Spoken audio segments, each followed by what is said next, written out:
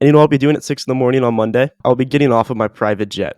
Right. While you're flying on your little first class. Oh, can I have this You don't get little PJs. Stop hostess? lying. You're lying, bro. Hey guys, what he meant to say is he's not hopping out of his private jet. He's hopping out of his PJs that he just got to sleep in for a total of 2 hours the night before. You say you were born ready until you get cooked by the cranium shaker, bro. Cranium shaker.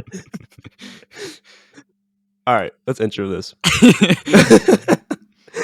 Yo, what is up, guys, and welcome back to Back of the Envelope. Oh man, I still have to get used to saying that. It's been a minute. It's I almost said after 2 weeks you have to remember that we're both now not teen finance. I started the T and then I was like, oh, I can't say that anymore. We got a pretty sweet episode. Got a little debate for you guys. Yeah, it's career day, guys. So it's career day. Very teen finance. Yeah, I know, right? I guess I don't know. It's a little bit of both. If you listen to this podcast, you're probably a little business nerd, you know. And today we're gonna be going over perhaps the two most popular jobs for business nerds. Probably. At least like normal jobs that's not like, starting a company or something like that. Today we are going to be doing a debate of investment banking versus management consulting. So Maseo will be representing investment banking. I'll be representing management consulting. We're going to be going head to head, hashing it out. We figured we could just do a comparison, but it would be a lot more interesting if we both debate each other, trying to win. So that's what we're going to do. And then after we go over all the differences and the pros and cons that you'll see in the debate, we're going to head into target schools, what to do now, and that kind of stuff. Yeah, actually, good stuff. Hold on. So we're going to hop into the debate, but I think a big part of winning these debates, is dressing to impress. So I'll be back. Oh no, I'm gonna be violently underdressed for this. What do I have? You gotta, if you want to win this type of thing, you gotta dress like it. So yeah, I don't know. I'm ready. Yeah, I don't know if you are, man. Just angle this up a little bit. All right, Maseo, do you want to take the first stab? Do you want me to do it? How are we feeling? First stabs? Yeah, why don't you start? You can start us off. I'll start us off.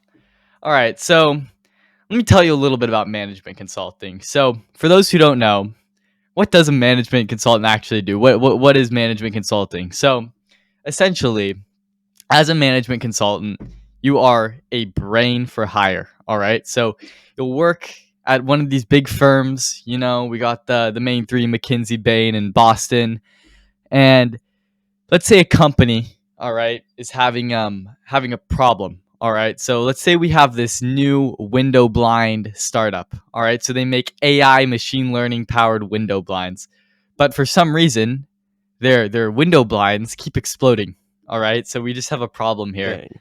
So they don't know what to do. All right, they're a new startup. They don't have experience managing this kind of issue. So what they're gonna do is they're gonna ring up McKinsey, and McKinsey's gonna come in. They're gonna have their team of management consultants that are mostly new grad, straight out of college. But as far as the window blind company knows, they're experts in this field. All right, so this team is gonna come in, perhaps multiple teams, and they're gonna handle everything from PR management, all right, to manufacturing practices. Okay, they're gonna do everything they can to solve this problem. And then they're going to say, yo, window blind company, how much are you willing to pay for this? The window blind company is going to say, it's a big problem. I think we can pay you $250,000 if you can fix this. And McKinsey's going to say $1 million. And that's how they make money.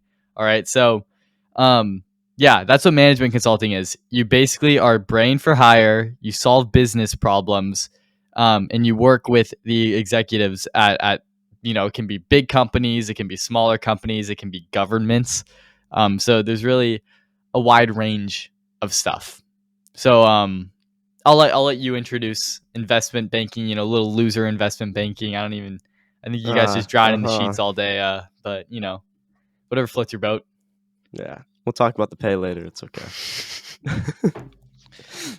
So, investment banking, right? Let's do a little situation here. Let's say you're a chimp typhoon, Okay. and chimp typhoon is wanting to acquire this massive business known as back of the envelope. Okay. When you're going to buy this company, right? You can't just go in, just go say, "Hey, I'm gonna give you some cash." It's just not how it works. There's so many more steps to buying something that big. You need to talk to someone. Who do you talk to? An investment banker. And the investment banker will guide you through, do market research, make sure you're getting the best deal, and then eventually help you merge or acquire whatever company you're going for. And I think that's usually done at a flat rate rather than a Hmm. percentage. And then they also help with raising capital for a company. It's like if you're on the search for an investment or like for investors, you talk to an investment banker and they'll do market research to find you a company who would want to invest in you. Right. Right. Right. Yeah. If and a chimp typhoon, I don't think that's a great example because we would never need help. We have everything locked True. down. But Right. yeah, if we need a little bit of help from Goldman, maybe we'll hit you guys up. All right. So I think the first thing we want to kind of compare is what is the work like? And I mean, in my personal opinion, it's not even close. Obviously, management consulting wins this round.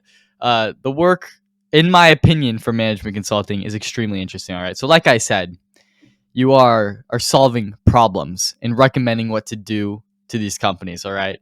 So what this really means is I'll break it down. This is what the work is like. So you'd fly out on a Monday morning to the client site. All right. So wherever your client is based, you need to be. At least this was pre-COVID. During COVID, it was a lot of remote work, but we're heading back to this point. So Monday morning, you fly out to the client site, and then you get most of that Monday to work. Flying business class, by the way.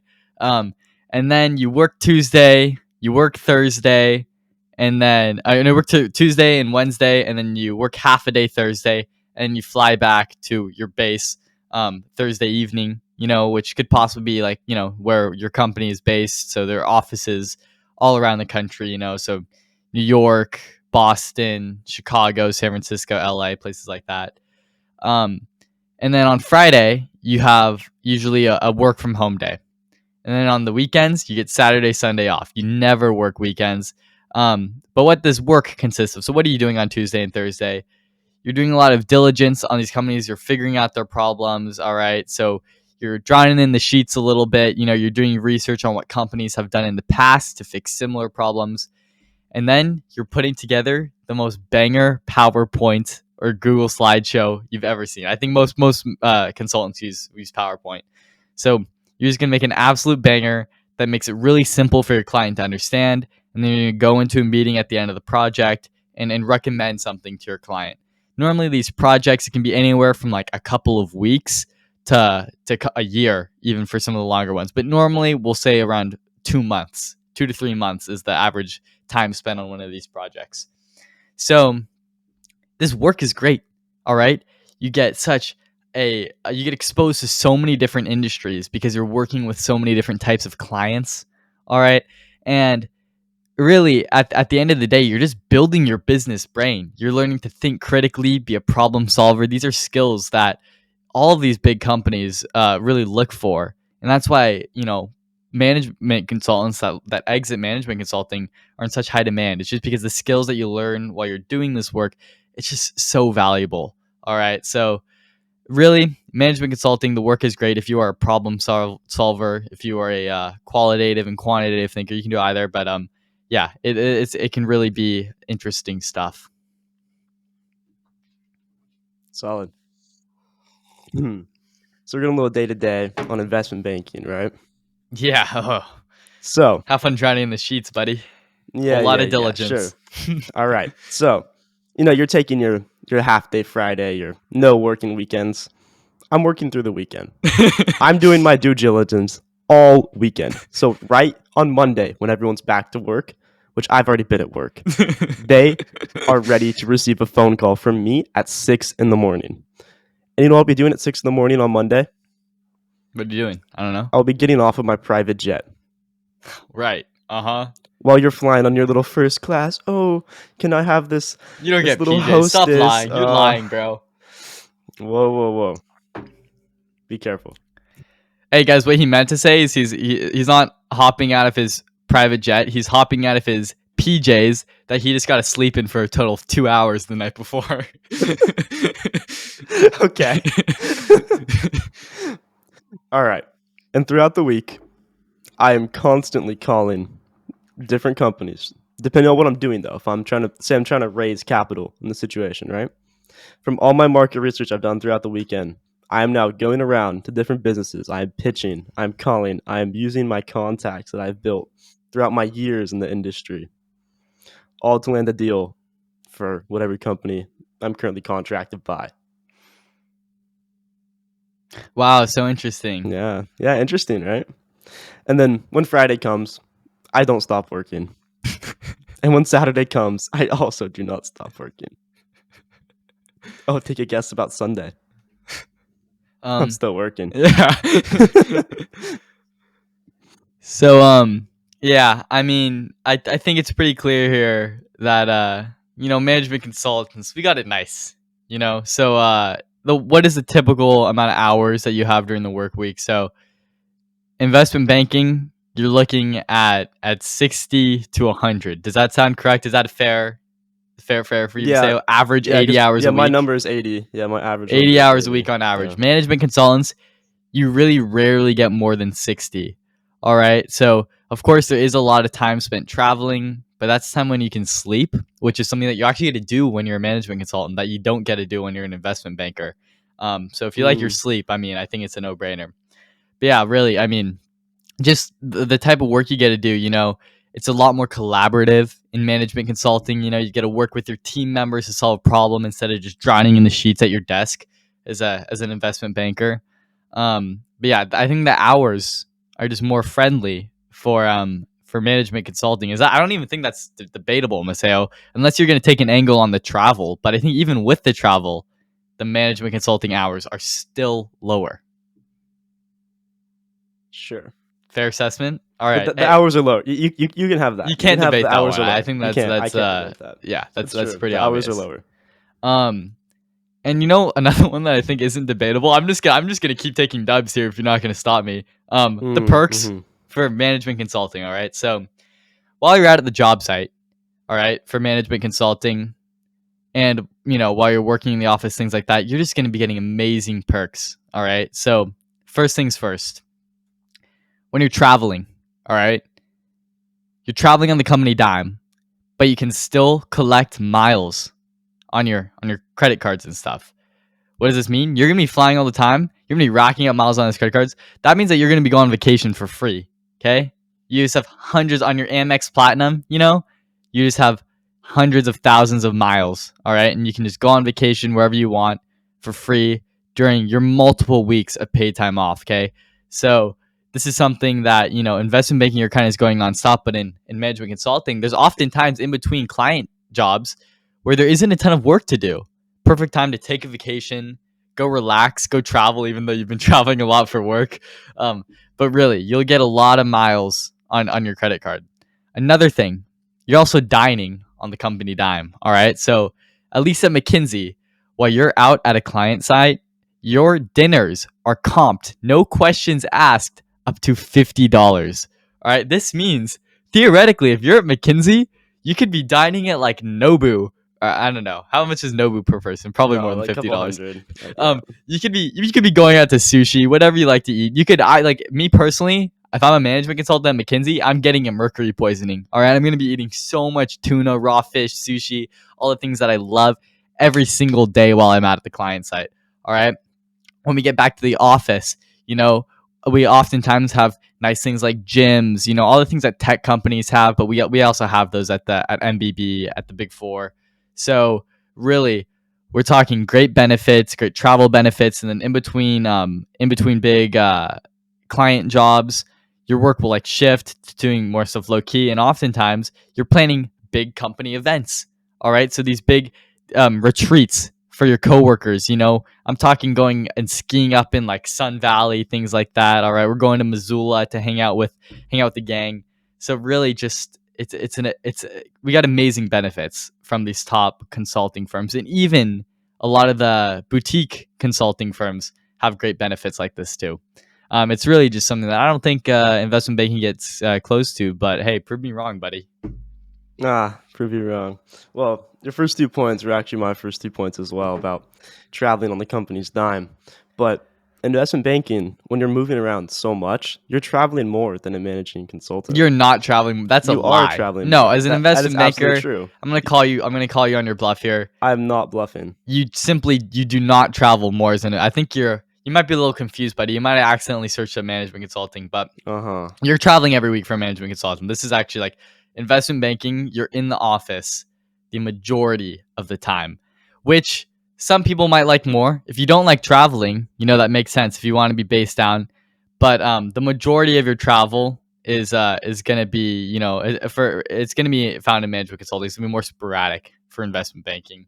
So really, you will rack up more miles as a management consultant. That's debatable.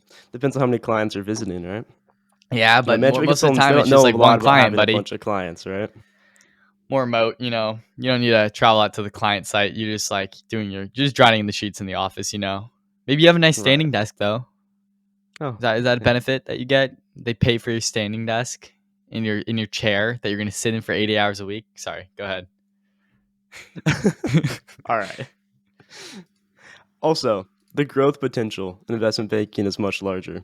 It's so much easier to climb the corporate ladder through investment banking. Fair. That you can't dispute that. Yeah, that's It's easier true. to climb. The benefits are much larger as you go. Your pay increases so much. As you Okay, climb we'll up get that to ladder. the pay. Whoa. I've just touched on. I'm not mentioning more Okay, than okay. that. It increases much more as you climb up that ladder, and like it's a lot easier to do as a younger person too. Like you can be climbing this Fair. ladder in your 20s, like straight out of college. You can be climbing up like pretty consistently. Like mid 30s, you can be like top level managers of massive corporations. Okay. Yeah. I think that's fair. I think there are a couple caveats though. One, very few people actually make it to the top at these big investment banking firms and these big banks and stuff. Most of them exit by then, or you're pressured to exit if you don't have what it takes. So we're really talking like the 1% of the 1% here. But I think there is a higher ceiling in investment banking. I think this is a perfect time to segue into pay. Are you ready for that? Sure. All right. So investment banking. I'll let you go first, Maseo. Hit me with pay. Why is Pay? investment banking so good? You've been taking Okay, a lot of well, L's here. You might want to oh try to yeah, take a yeah, W or sure, something. sure. So we could talk on just entry level salary, right? So you're Mm-hmm. coming straight out of college. You're coming in. You're making right around 80 to 120K. And that's Okay. before benefits, bonuses. The bonuses are a huge part of investment banking. Every deal that you close, you can receive massive bonuses from your company. Like I was reading this article from Goldman Sachs of an ex-employee. Like he was I think he was one of the vice presidents of the firm. And he was saying that on his closing deals on his last year of investment banking, he cleared $12 million off of one deal. Yeah. Which, I mean, that's the top of a. Yeah. But you gotta also, be giga. You gotta be giga. But also, $12 million off of one deal. Like, imagine how much farther that goes from smaller deals. And you can be making bonuses, like I was seeing like averaging 20 to 40,000 or so in your 20s, like even at an entry level position just for closing. So that takes your base salary of, 80 to 120K to, probably 200,000 a year in your 20s. Yeah. Yeah. This is what I'm going to see, dude. The pay in investment banking is higher. All right. So management consulting straight out of college, we're looking at around 120,000 total comp. Like it's usually around 120 total comp at the big, McKinsey, Bain, and Boston Consulting. And then also the pay is similar at the big four accounting firms that have their management consulting arms. So that's like Deloitte, Ernst and Young, PwC, and KPMG. And then post MBA, this is actually another great benefit of management consulting. They will often pay for your business school. So if you want to go to business school, go to a top business school. Usually you can do this on the company dime. That's saving hundreds of thousands of dollars. And then when you get back, your post MBA grad pay is usually around 190 total comp. And then from there, it's just up. We're getting to the 225 range. And then if you stay and become a partner, you're making like $500,000, if not more.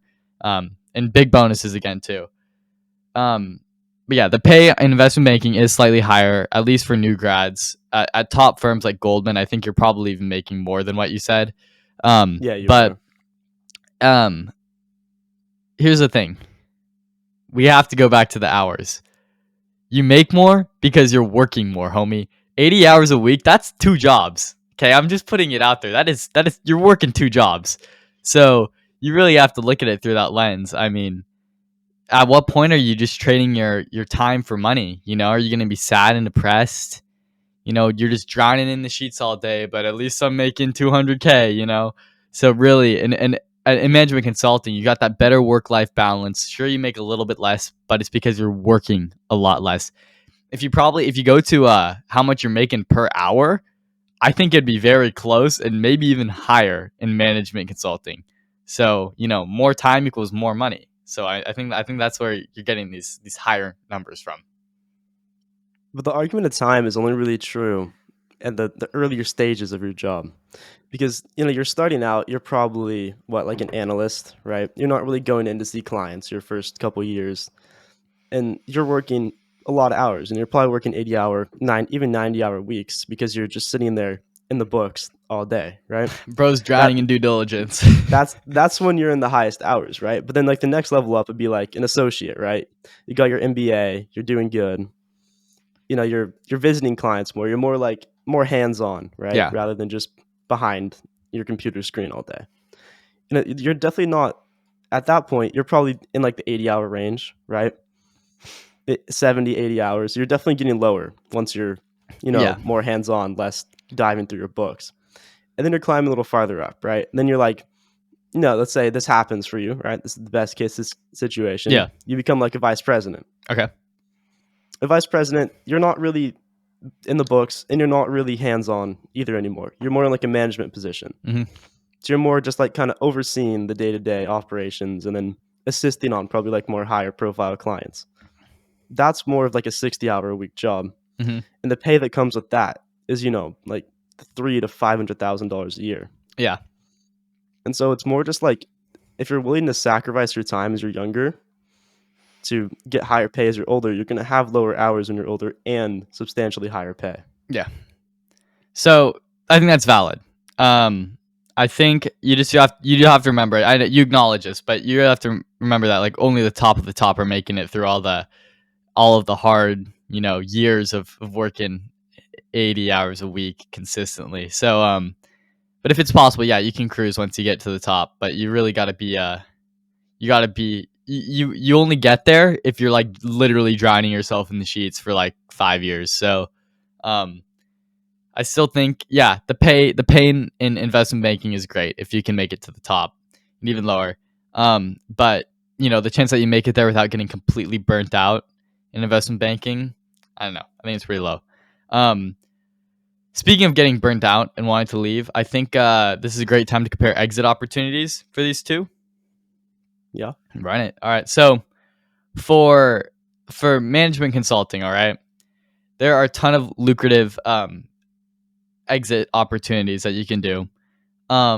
So first of all, we're talking a common one is that people just exit into corporate America. All right. So after all this time that you've spent working with C-suite executives at these big Fortune 500 companies, you're going to get to know a lot of them, which is great for networking. All right. So this is like you could call this a benefit of the job.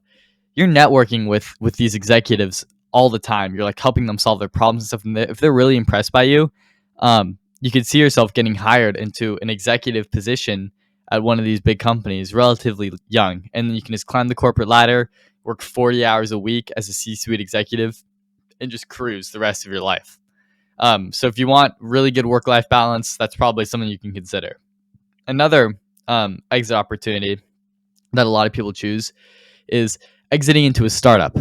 All right. So This could be, a seed stage startup really early, or we could be going, Series A or and stuff like that. So, late or early stage startup, um, you have the skills that they want. As someone who just problem solves all day, if you're looking for someone to be, a chief operating officer or just be a business analyst at one of these early stage startups, being from one of these big management consulting firms is easily going to help you get your foot in the door, at these big rocket ship opportunities. All right. And then other exits you can take, you can go work for nonprofits, really any business like that. You can just get high up with their experience from management consulting. We're looking like 2 years. People say this a lot. A year in management consulting is worth like 5 years at another job, just because of the sheer amount of stuff that you get exposed to in building your business brain. Other exit opportunities. So this is the main exit opportunity for investment banking, but it's still possible in management consulting, the buy side. So private equity and venture capital, obviously a little bit more suitable for investment banking, but totally still applicable to management consultants. You can totally exit into this field, and it can be very lucrative for you. Right. Yeah, I'll start with what you just said. Yeah, definitely investment banking would go to venture capital and like private equity firms.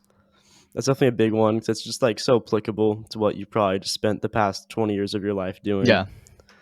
One that I thought was interesting, I was reading into, was actually real estate. Was a pretty big one Okay. for investment Yeah, bankers. totally. It's like a pretty big transfer over. You have, you have the sales skills, you have like, some good person skills. You have probably really high profile contacts as well. And you probably want to relax a little bit after working for probably a long time, crazy hours. After drying in the sheets, you want to Yeah, like you go probably want to sell just sheets. chill out. Yeah, just go like sell some houses, just kind of chill out, your open houses. And your clients would definitely help with that. And then like also, yeah, just going into startups as well. Like Mhm. startups need help with raising capital. If you can just come on as an employer, just like a partial owner of a startup, you're definitely at a benefit there. You have contacts in probably every industry at that point. Mhm. It's definitely like a suitable exit. Yeah. I think so to sum up, investment banker exits are probably a little more leaning buy side, so private equity and venture capital, while consulting exits are probably leaning a little bit more like, business executive side, so like, Fortune 500 executives, startup leadership, stuff like that. Yeah, I mean, I think it really just depends on the person for these types of jobs. I think both can be extremely lucrative. Both can be fulfilling. Me personally, I think investment banking, I mean, management consulting. Oh, More. there No, it I is. You didn't. already No, lost. You're no, admitting no, defeat. You no, admitted management defeat. consulting more. No. Yeah, it really just depends on the person. So, Maseo, I think this was a good debate. I think. Tell me if you think this is accurate. I think management consulting is more for the qualitative thinker, leaning that way, and then investment banking is more for the quantitative thinker. Of course, there's totally a ton of overlap in that, but in general, do you think that's a good assessment?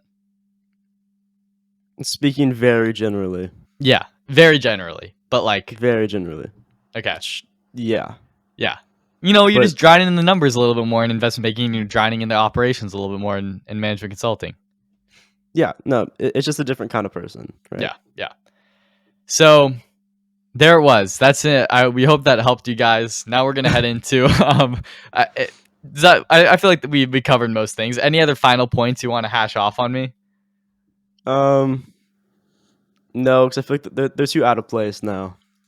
Yeah, I mean, I feel like we let it settle. We'll just let it settle. yeah, okay.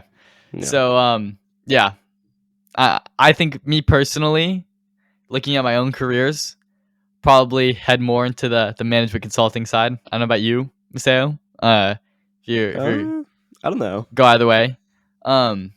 Yeah. Let's talk about target schools. Okay, so you've heard about these great jobs. How do you actually secure them? So top firms. I'll start with management consulting. To get into a top firm in management consulting, it's pretty tough. All right, so McKinsey, Bain, and Boston Consulting Group. They're all very low acceptance rates, all right, getting into these top jobs, but you can improve your chances of getting in by going to a top school. Of course, there are boutique firms that are easier to get into, and then there are also the um, management consulting arms of the big four accounting firms. So, like I said, Deloitte, Ernst and Young, KPMG, PwC. Um, yeah, to get into all these, being at a top school is going to help. So the guys over at Peak Frameworks, they actually did some great research finding out the best target schools for both management consulting and investment banking. So I'll go over management consulting real quick. So, Maseo, I want you to guess. I don't know if you know, but I want you to I guess don't know. the two top schools. All right, for they gap the other ones. All right, the two top schools that are best, that get the most recruits into MBB Um, out of Colum. undergrad. By the way, out of undergrad, not out of Like, business school. yeah, probably like Columbia and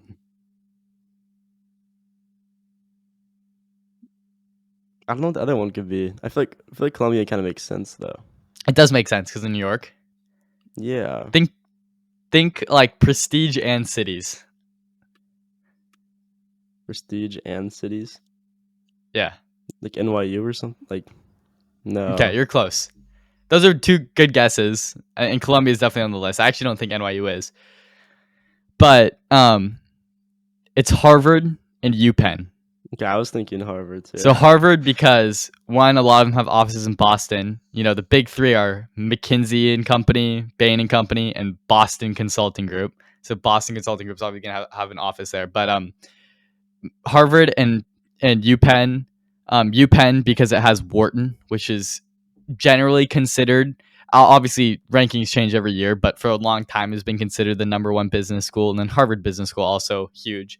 Um, but each of those, from this research with Peak Frameworks in the past, however many years, had like Harvard had like 225 total recruits to MBB and UPenn 191.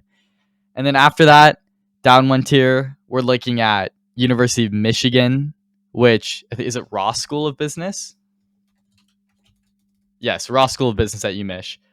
And then Yale, Stanford, Duke, Princeton, MIT, Sloan, and then Berkeley Haas School of Business. So that's one tier down, and then one more after that. We have Northwestern, Columbia, which is what you guessed. Columbia, good at getting into those New York offices just because of proximity. It's going to be easy for Yeah, you. University of Texas at Austin, University of Virginia, Dartmouth, University of Notre Dame, Vandy, U Chicago, Brown, and then Georgetown. A lot is like Georgetown, again, to get into the DC offices, obviously going to be a place to recruit from. And then other ones that are on the list but aren't in that top tier for target schools: Georgia Tech, Western, McGill, Washington, St. Louis, Queens, Brigham Young, Rice, USC, Cornell, UNC Chapel Hill, and University of Illinois, Urbana-Champaign. So those are target schools for the big consulting firms. Obviously, it's still possible to get in not going to a target school, but it makes it a lot easier when those companies are recruiting at like job fairs and stuff at your school. It makes it yeah, significantly easier to get into these positions. yeah. Um, okay, I'll just start with like the top three, and then I'll talk more. What do you Can I think the guess? first? Yeah, I can you think guess top three? I know one. I know one is NYU. Yes? No, no, No? no. No way. I It's not thought on I the thought It's not on the. NYU. Oh no, I no. thought It's on there. It's it's just on not there. top Okay. three. It's not top I three. really thought NYU Stern would be high because they have like huge. I know they have a huge finance program in there in New York, like proximity. Um, okay, I'm gonna guess Harvard and UPenn then, the same ones as management consulting. Is that two of them? Yeah, that's one Uh, and three. one and three. I'm missing number two. Yeah, Yale. no, No way. It's Columbia. no, It's not NYU. no. Dude, you're like hitting every single one around it. Harvard is 1. UPenn is No, 3. Harvard's 3. No, UPenn's 1. UPenn's 1. Harvard is 3. Yeah. It's a weird one. Is it Duke? No. Oh my gosh. Oh my gosh. It's a weird one. Kinda. UMich. What is that? University of Michigan. No. No? Is that on the It's list? on the though? list, though. It's on the list. Dude. Everything you've said has been on the list. It wouldn't be Stanford. That's too far. It's not Stanford. I'm actually going crazy, dude. Princeton? No. I'm gonna lose my mind, dude. I feel like I've guessed everything. Do you want me to just give it No, to you? don't. MIT? No.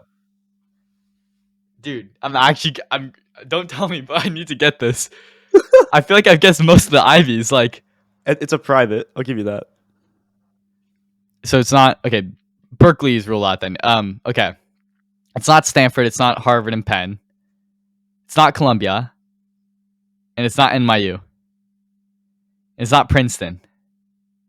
It's not gonna be Brown. There's no way. It wouldn't be Georgetown, would it? It's Georgetown? Yeah. Georgetown is 2?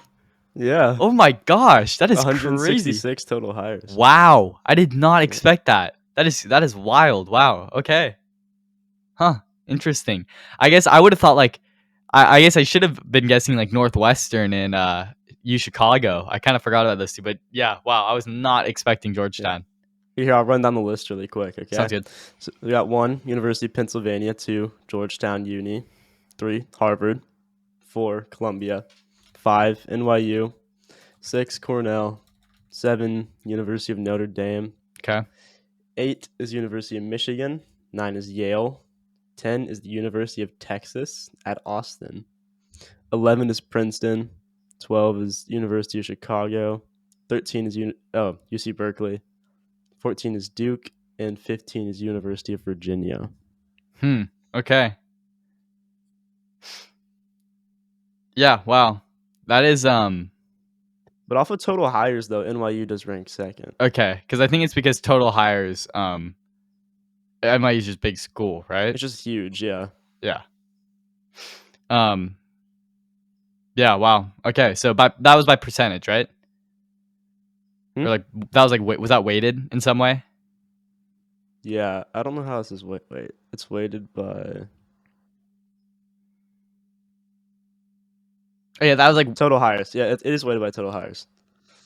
okay. And undergrad percentages. percentage Yeah. of total. Okay. Yeah. NYU's high though for non-weighted, right? Just sheer numbers because they just have like so many students graduating. Yeah, from well, they Stern. have so many students. Yeah, Yeah. I think But I did not expect Georgetown to be so high on the weighted scale because I know like they're not a huge school, but I didn't think it'd be that high. Okay, wow. So yeah, those are your target schools. So if you're a high schooler listening to this, okay, first we'll do if you're a college student listening to this, what should you be doing? If you're in one of these schools, just keep your GPA high and start looking out for these recruiters.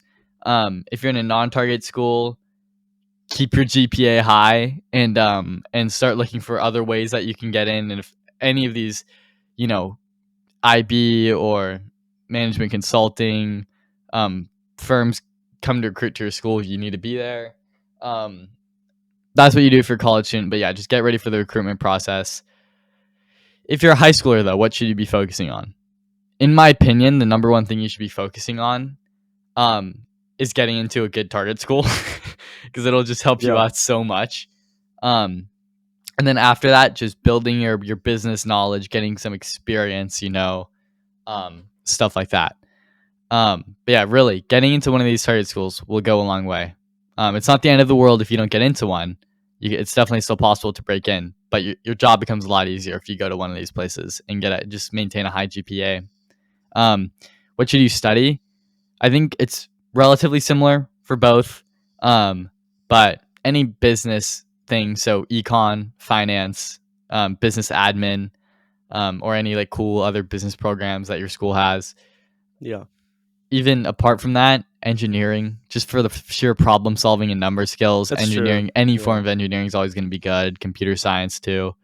Um, Poli sci, more for management consulting. If you want to go into that branch of management consulting, working with governments and stuff, poli sci could be good. And then accounting too. I guess that kind of goes with finance, but accounting for investment banking definitely. Yeah. Are those the main ones, right? Yeah, yeah, you got them all. So that's it. That is the career day episode. I think if you like this type of video or this type of pod, let us know. I think in the future, a venture capital versus private equity maybe on the horizon. Naturally, go after this one just to the exit opportunities, We could do that. and then we could also do like a Fortune 500 versus startup type thing. So yeah, I mean, both great jobs if you're a business nerd. If you're wondering what kind of job do you get as a business nerd, I think these two are definitely some of the main ones. And yeah, grind to get in though. It's highly competitive, so you got to be a dog. But you guys got this. I hope we got this, Maseo. We got this. We should just carry out this debate the rest of our lives. I'll go into investment banking, you go into management Yeah, consulting. and then we like report back. We'll reconvene in like 20 years. After yeah, I mean maybe I don't know, who knows, if we can get a investment banker, management consultant, stuff like that, then we could redo this episode with Sure, we should go people headhunting. who have done have a little bit more experience in it. All right, that's it. Mark your calendars for next week. We'll be back probably with I don't know. We have an idea for an episode. We might do I'm gonna say is a little bit of our artificial intelligence maybe on the horizon. So yeah, Ooh. if you guys are looking forward to that, mark your calendars. Anything else, Maseo? Yeah, investment banking's better. That's not. No. We're still Maseo's still working Bye. on the honesty. We'll see you guys next Bye. time. Later.